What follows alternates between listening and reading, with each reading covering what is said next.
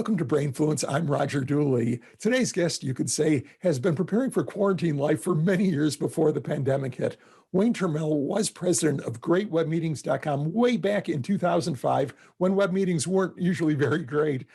He's co-founder of the Remote Leadership Institute and the author or co-author of multiple books, including The Long Distance Leader and the new title, The Long Distance Teammate. Welcome to the show, Wayne. Thanks, Roger. Thank you so much for having me today. Yeah, I do remember web meetings back in 2000. Actually, were not very good. What made you want to focus on meetings back then, web meetings in particular? It wasn't so much meetings as I came up in this industry teaching and coaching presentation skills, stand at the front of the room. And I remember very vividly somebody coming up to me and about 15 years ago and saying, all of this is great, but I only talk to real people like 4 times a year because there's this new thing called WebEx. And I realized that for something that even back then I knew was going to revolutionize the way we worked, nobody was teaching people the communication skills that went with it. They were showing them, which button do I push and how do I load my slides, but they weren't talking about how do you become an effective communicator using those tools.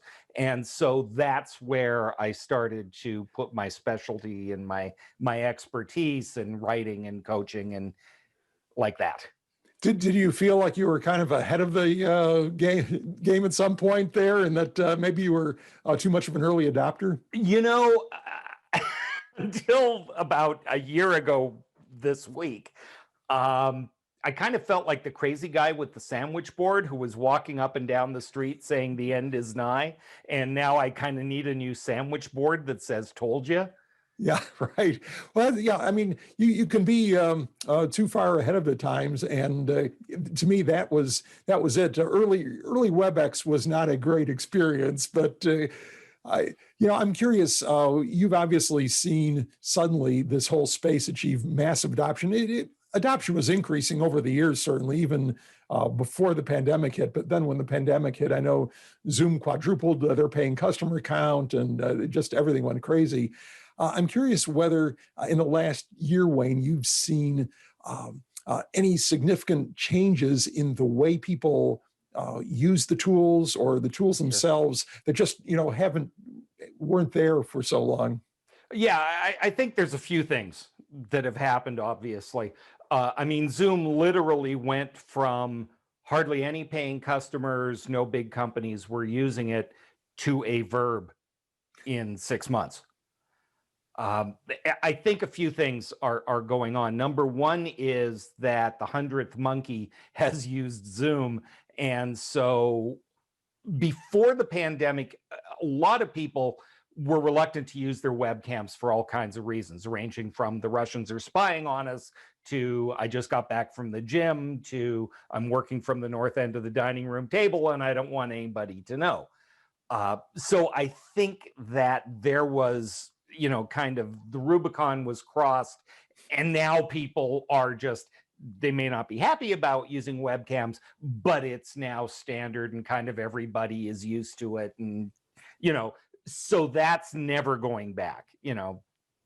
I think that's an important distinction. The second thing that I think has happened is people are understanding the importance of connection. I mean, one of the reasons that webcams are so useful and powerful is that at the end of the day, we need human contact and our brains are wired for face-to-face communication. One of the things that's happening psychologically to a lot of people is that while we were kind of going down the isolated, feeling lonely at work thing for better part of a generation, it's reached critical mass. One of the things that we're experiencing is a lot of people are feeling isolated, disconnected, disengaged, and webcams, as silly as they are, make a huge difference in connecting us to the people that we work with. And so there's a line between Zoom fatigue, oh my gosh, I'm on webcam all day, I'm exhausted, because being on webcam all day is exhausting for all kinds of psychological and physiological reasons. And it's important. So now it's not, do we use the webcam? It's when do we use it? When is it smart? When do I not need it? And that's a different conversation than we were having 9 months ago. Mm-hmm. Yeah, I know I began doing quite a few web meetings back probably 10-ish years ago, because I was working with a large company that acquired a business of mine, and had to attend meetings. And really the engagement at these meetings, it tended to be pretty low. You hear all kinds of clattering in the background with people typing and doing email and such. Most people weren't on cam because they didn't want to see that they were distracted or, wandering around the room or doing who knows what. And it seems like that has maybe changed a little bit. People are maybe getting a little more focused on making meetings count. I don't know if you agree with that, but it's like, okay, this is something that we're all having to do now, and we're all maybe trying to be a little bit better at it. I think whether we're doing you are running the meeting or attending the meeting. I think we're doing a little damage control. One of the things, and this happened during conference calls when nobody could see me playing Minecraft while I was, Right. supposed to be on the call. And it's funny because a lot of people, I have clients who people didn't want to use webcam because the company's just using it to spy on us. They just want us to make sure that we're really working. But the fact is that meeting culture in business was badly, badly broken. If you were on a conference call, as long as you checked in and said, hi, Wayne's here, your job was done. There was no follow-up. A lot of times you'd have the meeting and people didn't do their action item, or they weren't participating or engaging. And so, it started a while ago, but certainly over the last 6 months, when we realized that this was not all going to be over by Memorial Day, like we were told it was, people are now taking it seriously. And they're saying, oh my gosh, it's funny, meetings are both the number one thing that can drive productivity and number one drain on it. Mm-hmm. Both those things can be true. And so I think people are now looking at, how do we meet? Why do we meet? What's the difference between a good meeting and a bad meeting? And like everything human beings do in business, the results have been uneven. Right. Well, it seems like it requires, you actually co-wrote 2 different books, one for leaders, one for teammates. Yeah. And they're really kind of just different sides of the same coin, because I think fundamentally, Wayne, it comes down to, real communication, whether you are a leader or a team member. It's basic communication skills and empathy and all the things that go into being a good communicator, but they do come from different angles. If you are the meeting organizer and the one who is telling people to show up at a particular time, or whether you are one of the show-uppers who maybe didn't necessarily want to be there, but you got to be there. How do you sort of bridge this divide, and how do you keep people from tuning out? Because in any given meeting, chances are, like a very tightly focused, very short meeting, maybe you can keep everybody super engaged because you're narrowly focused on one thing. But even if you're talking about the same project, when you start talking about the other guy's little piece that may relate to mine, but it doesn't quite relate to mine right now, maybe I'm going to go back and check my email or send a text or something. Well, that's why we called the book, the new book, The Long Distance Teammate. We were very conscious about the fact that being a teammate has a psychological and emotional connection to it that just being a member of a team doesn't have. Anybody can answer to the same boss as somebody else, and you can do your work, and you are a member of the team, but that doesn't make you a teammate. That implies that there is a level of give a hoot, that there's a level of engagement, right, that you have relationships and care about the people that you work with. One of the things that remote work, whether it's work from home or other locations, can do is limit the amount of brainstorming and collaboration. Well, where does that happen? That happens in meetings, that happens in online discussion groups. Well, if you are not actively engaging with those, you are not contributing to those things. And that's something that you decide to do for yourself. Your boss cannot engage you. You have to be engaged. Right. Well, I think I find that an interesting topic because something that I write and talk about quite a bit. Well, I talk about customer engagement, but employee engagement too, and how for a variety of reasons employees tend to be disengaged on average. Even when we were all showing up in person at Right. our place of work, there's really an employee engagement crisis. And now that we're all in our own little worlds with distractions and kids and pets and other issues going on, it's potentially even a bigger issue. But it's always been viewed as this is the company's job to fix. It is the boss's job to fix, because often the reasons for disengagement really go back to the company or the boss. They aren't. They have bad procedures in place that irritate people, that show that they aren't trusted, that they aren't valued. They don't communicate effectively, and all these things that will clearly create disengaged people. But you make the point that there is some share of responsibility that lies with the employee too to create that engagement. There is probably a 3-beer conversation, and coffee is the wrong beverage for this conversation in the great scheme of things. At the end of the day, what we're discovering is true engagement is intrinsic. We have all worked lousy jobs, but there were people that were really into them. Right? It didn't necessarily work for us, but Joe manages to show up every day and look like he cares. God love him. There are plenty of things that companies can do to make it really easy to disengage. And Lord bless them, they do them on a fairly regular basis. But at the end of the day, we decide I am going to engage or I'm not. I'm going to care or I'm not. And the thing is that when we all worked together, a lot of the social and psychological things that help us engage happened organically, right? We started to like and see the same people all the time, and we kind of liked them. And I had a really good friend who worked a couple of desks over. And one of the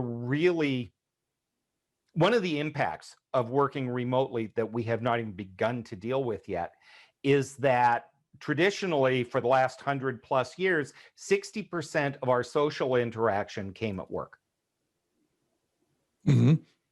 Right? Whether it's seeing Bob at the coffee pot or talking to a customer or being in meetings, but we saw other human beings and we interacted with them. And, we've all stayed in really crummy jobs because we liked the people we worked with. That social component is really important to engagement. If all you're doing is focusing on the tasks and you have no relationships, no social connections, no stake in the success of the rest of the team, it's really easy to disengage and just do what a lot of people who work from home do, which is I'm just going to focus on my work, on my tasks. We talk to so many people who are feeling like their careers have stalled, and for the first time they're looking at maybe getting a different job, and because they don't have that connection anymore. Well, you either choose to build that connection or you don't, right? If the company's going to have virtual coffee meetings, they're trying, right? They're trying to have the virtual coffee clash. Now it's up to you. Do you participate or not? Yeah, well, for ages, I think one of Gallup's criteria for employee engagement is whether you have a best friend at work. And chances are your best friend isn't going to be a Zoom contact. It may be, but if you have not interacted in person either before at all, or maybe even for a year, chances are that simply isn't going to exist. So maybe there will be some new sorts of friendships that will evolve, virtual friendships, and of course those have existed for years. but it just doesn't seem quite as powerful. What do you Well, mentioned? it's funny Yeah, about go that, ahead. though. I don't want to let that go by. I mean, there's Okay, a go couple ahead, of Wayne. things that are really interesting. One is that when we went into the pandemic, if you look at the second quarter employee engagement scores for most employees, when people went home and it was panic time, engagement Mhm. went way up.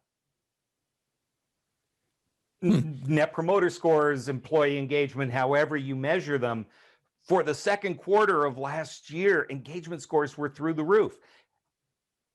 And what that means is people were trying and they cared and they were putting everything into it because it's a crisis and we come together in a crisis and we know Mhm. we have to work harder. And so we do that. So it is, in fact, doable. I mean, you mentioned my previous company, greatwebmeetings.com.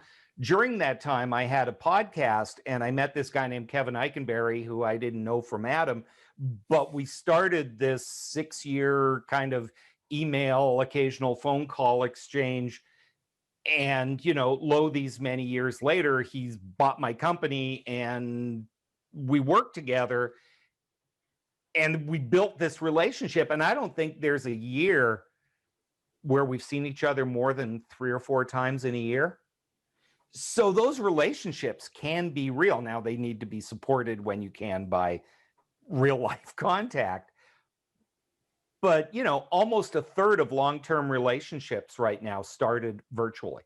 Mhm. Yeah, it's funny you had mentioned that, Wayne, because my own business venture in the higher ed space was started in that same way, where I had been corresponding with initially one person who was an expert in the space, and I was less of an expert, but more of a digital and business guy. And Right. We just chatted about stuff. He provided helpful information. I provided him with a little bit of help when it was some my expertise.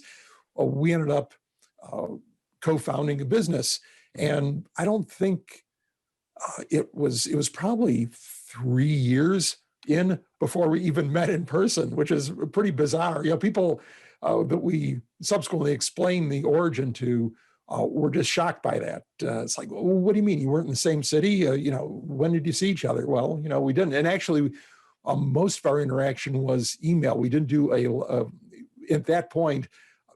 This was even before your great web meetings thing Right. was going, and WebEx probably existed at that point, but it was probably even more primitive and It awkward. was expensive. It was clunky. It was a sort of a heavy duty business tool. I mean, even before that, you could go to a Kinko's or something and use their video conference room at great expense if you wanted to do a virtual meeting, or you had your corporate boardroom set up with cameras and microphones and such. Everybody didn't have a webcam and a mic on their desk. Well, that's a really important point, though. Can you imagine surviving this pandemic 10 years ago? Well, yeah, 10 would be difficult. 15 or 20 would be just almost impossible, you would think. I mean, somehow we probably would have muddled through, but we would not have had the facility to keep our businesses going the way that we have. Well, and it's always been possible, right? Genghis Khan ruled half the world and never held a Skype meeting. So it can, in fact, be done, right? But the effort that it takes and the sheer force of will, but now it's so much easier. So now it's about choosing to engage. Why do I care, right? One of the reasons so many relationships start online is it's people who are looking for relationships. Right? I'm seriously looking for a relationship. I'm not finding them at work. I'm not finding them at the local bar. So I'm going to find somebody else who says they're looking for that. Right? The team's going to come together. Does everybody care about the work? Do we get to know and like each other? Are we building the social connections that make us care? And the teams that do that are the ones that are succeeding. It can, in fact, be done, but it takes the company and the leader creating the right environment. And then you have to have people who want to be there and are willing to engage. And one of the things that I can't believe in more is that there is a selfish, which is the wrong word, component to being a good teammate. Are you getting what you need out of it? Mhm. And one of the things that's vastly underrated, for example, according to HR studies, working from home or the ability to work from home at least part-time is the most requested perk. Well, we all got that, didn't we? Yeah, we all got that. Hey, how's that working for you?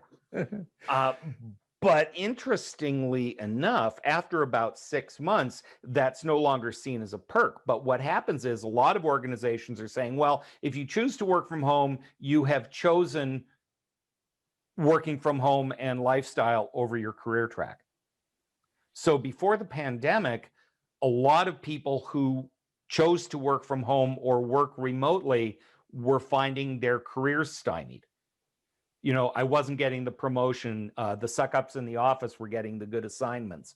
That was a thing. And it's going to be a thing as we start to return. Well, are organizations and leaders thinking about, am I really including my remote people? Because if there's no chance for promotion, I'm not getting the fun assignments. They get pizza at their meetings and I'm sitting out here by myself. After a while, I am not going to feel as connected to that team. Mhm. Right. And, it's, you still have that attitude, though, not that long ago, I was affiliated with a, big company, and there was a person who initially worked for me. And then ultimately, when I was a consultant, I worked for her. And she was one of the most committed, motivated, skillful people that I know. But when they were moving part of the operation to a different place, the big boss of that operation said, no, we can't have somebody in that position working remotely. And it was just so insane. And she ended up getting a great position with another company and doing very well at it. But, it was such a short-sighted thing. You talk about visibility, and as a remote person, you do have lower visibility if there is an office component. Right now, everybody's remote, so we're probably on equal footing from a visibility standpoint. Well, but But even when you still, start filling, not when you start filling necessarily up the true. offices, though, there will be that in-person digital divide. And of course, even now, you have some people virtually who are perhaps more visible. What is your advice to people who want to maintain their visibility, but not in an obnoxious way or a way that looks odd to their coworkers or their boss? Well, that's essentially the problem, right? Is there's a huge chunk of us that we're taught, keep your head down, the work will speak for itself, don't draw attention to yourself, whatever. But the fact is that the organization and your leader aren't consciously ignoring you or being malicious. It's literally out of sight and out of mind. If you are not participating in meetings, if you are not taking part in group activities, if you're not being forthcoming with care, talking to your manager on a regular basis and saying, hey, how am I doing? And soliciting feedback, you are not being hated on, you're just not being thought of. And that's something that we need to think about. How do I stay visible to, but if I'm choosing not to use my webcam, I'm intentionally missing out on the psychological and neurological connections that happen when we see other human faces. If I decide that getting my email done is more important than participating in this meeting, my voice is literally not being heard. People are not thinking about me. So that when somebody has a question, are they going to go to me or are they going to go to the person that they were just talking to on that meeting? One of the biggest dysfunctions of a remote team is exclusion. It's not I'm being mean to you. It's not. It's that I'm literally not thinking about you, and so you're not getting invited to that meeting. You're not being considered for that assignment.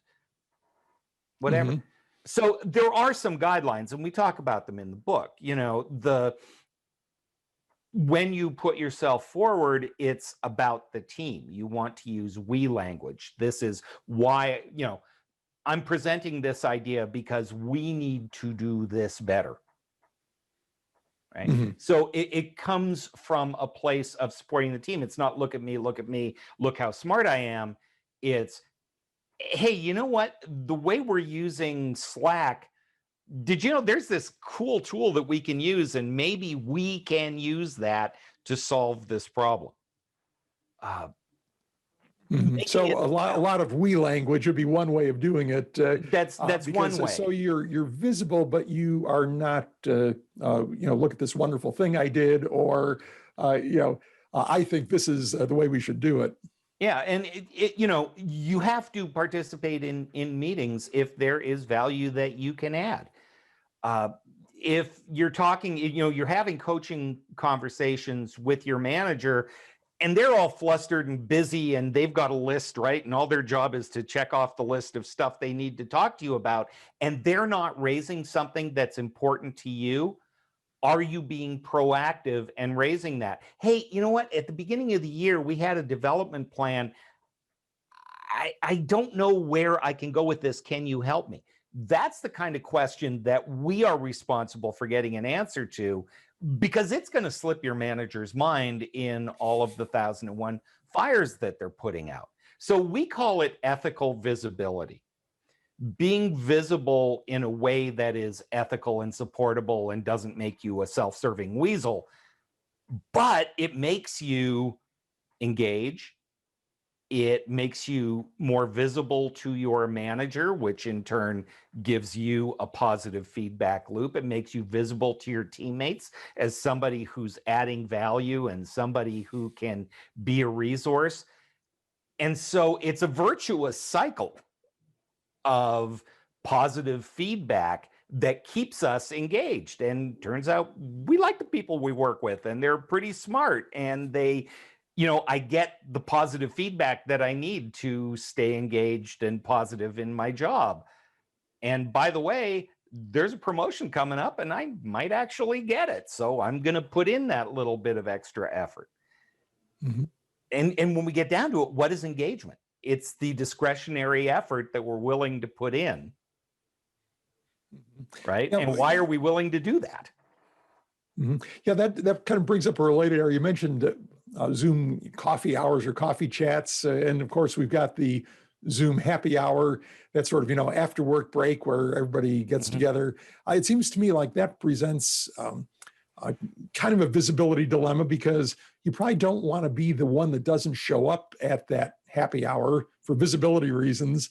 On the other hand, should companies and bosses be careful about scheduling these things? Because I suppose if it's in the middle of a workday or during the workday, then people won't feel like you're impinging on their time. But in general, do you think that these kinds of mostly social events are productive for companies? They can be. And I'll give you a perfect example. I am a grumpy old man when it comes to things like icebreakers and forced fun. It makes me crazy. I hate that stuff, But one time we were having our team meeting, and Kevin asked everybody, "What's your favorite candy?"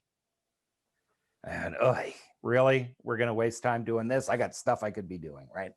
But I suck it up and I tell them my favorite candy.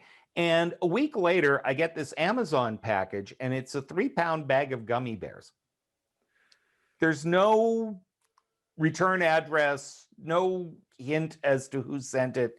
Just this 3-pound bag of gummy bears shows up on my doorstep. Well, it turns out that Kevin had taken this little silly activity and turned it into something that, how do you not love a guy who sends you gummy bears, right? Right. Although, if had you anticipated, you might have chosen something, dark chocolate covered almonds or something a little bit fancier than gummy bears. I can't imagine. Do not disrespect the gummy bear, my friend.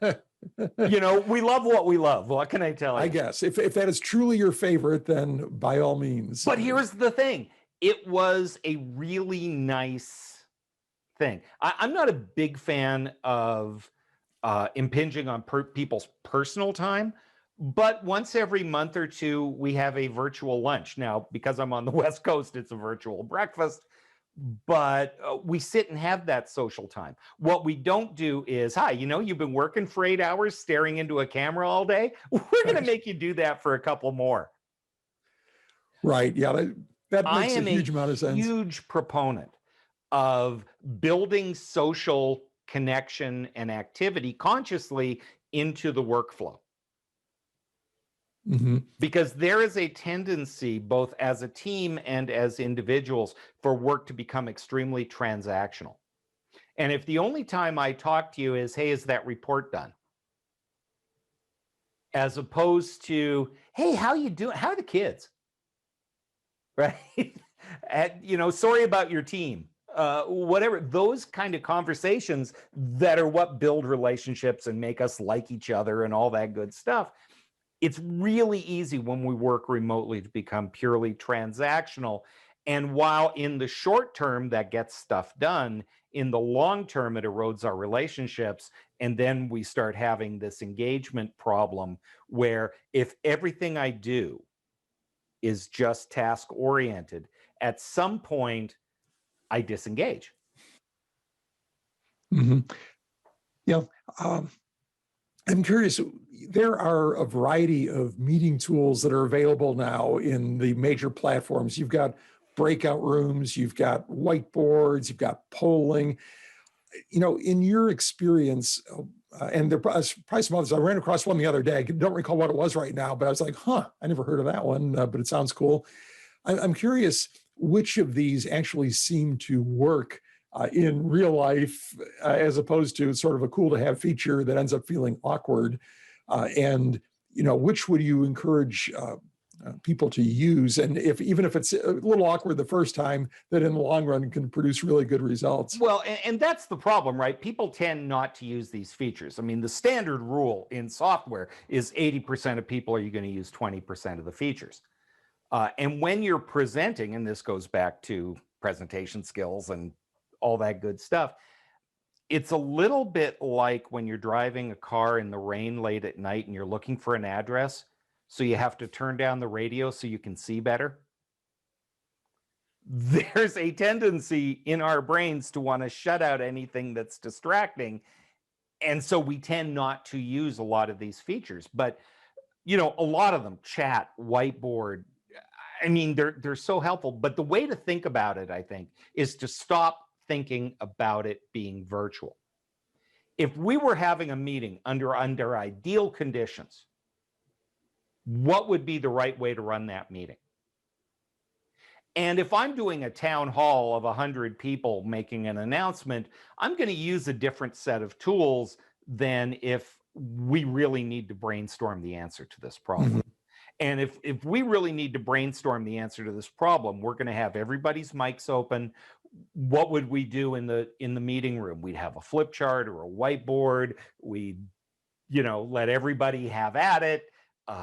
People would be having side conversations. You can use the chat for that.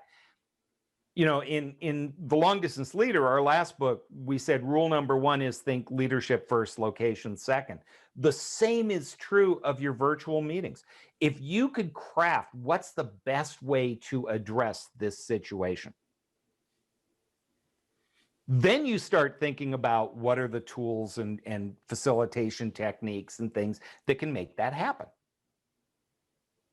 Do you think that virtually people need a little extra nudge at times, though? Because Yes. if you're sitting around a table in a conference room, the person who is leading the meeting or speaking at that moment can pretty well gauge whether everybody's involved and paying attention, where virtually it's a lot easier to tune out. So there's almost, it seems like an incentive to say, okay, well, I'm going to do a quick poll of what you think on this, just to sort of snap people back to attention. Yeah, here's the thing, and we can get really granular on this, so be careful the rabbit hole that you open up here. But I'll give you an example. If we're sitting around in a conference room, easily 50% or more of the facilitation is being done with my eyes. Mm-hmm. I look around the room, you're giving me the little head nod, Bob is giving me the Scooby-Doo face, huh? So obviously I need to check in with Bob and see if he has a question. And Alice looks like she's going to explode if she doesn't say something. So I can point to her and I know that this person is going to be next. And it's all happening in a heartbeat. Now what happens online? There is a time delay that if we don't account for, we're going to miss out. If you've ever been on that. So anybody have anything to say? Cricket, crickets, crickets. Okay, fine, let's move on. Well, think about what happens. I'm sitting at home. I don't know that I'm going to be asked for my input, but all of a sudden, okay, so who has something they want to say? I'm sitting there going, do I have something I want to say? Yeah. Oh, but somebody else will probably go first. Oh, nobody's saying anything. Oh, I'm on mute. It takes longer for people to respond, and they can't do it with their eyeballs, right? So if we don't build in those checkpoints, even if it's a simple matter of, okay, I'm going to stop right here. Thoughts, comments, anybody have anything they want to say? If I don't intentionally build in those breaks, they're not likely to happen because I'm driving in the rain trying to find an address, right? So building those in consciously, because that's the equivalent of looking around the room and seeing if everybody's tracking. Right. Well, I think that is a great tip to end on. Always allow for that time lag. If you're going to break, if you really want input, leave some extra time, and don't be a self-serving weasel, of course. Wayne, really appreciate you showing up. Why don't you tell people where they can find you and your ideas online? Yeah, absolutely. First of all, if they're interested in the book, The Long Distance Teammate, they can just go to longdistanceteammate.com. There's all kinds of resources and tools specifically associated with the book. For everything else we do, remoteleadershipinstitute.com. We've got a blog, we've got downloadable resources, and of course, all the ways that we work with clients to do that. And, you know, you can connect with me on LinkedIn, Wayne Turmell, Turmel. There is no, if you want to find us, you can find us. We are not hiding. Great. Okay, well, we will link to all of those places on the show notes page at rogerdooley.com/podcast, where we will also have audio and text versions and video versions of this conversation. So, Wayne, thanks for being on the show. Thank you so much for inviting me. Man, this has been a lot of fun.